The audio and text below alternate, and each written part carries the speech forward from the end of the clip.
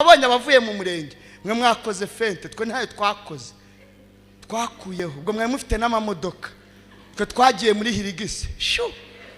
uwatujyanye yadutayeyo kandi twarasenganye kweri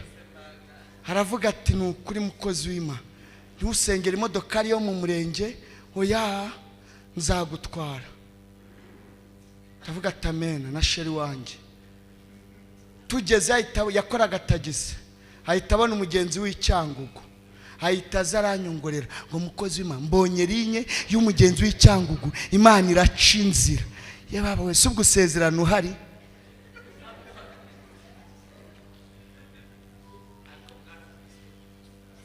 bari kudufotora hanze nkajya mbwira sheri ngo sheri ya modoka ari yatuzanye yigende akayita asubiza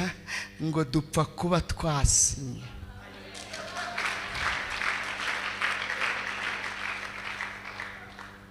hari umuntu wari watwometse na Hirigisi rero yatwometse agiye kubona tumaze kwifotoza abona duciyeho turigendeye ahita baze mukozi muko mugiye n'amaguru se abati imodoka ari yatugiyobye mwana yari wiwacu gogose rero ahita azana Hirigisi nicara imbere na madamu abaduherekeje bipakira inyuma kubitamo double kinyoteri wareba ukagira ngo nabantu bavuye gushyingura wareba imbere ukabona nabageni bikaducanga ariko agaciro n'umuzi Imana yari yaramaze gushyira muri twe agaciro n'umuzi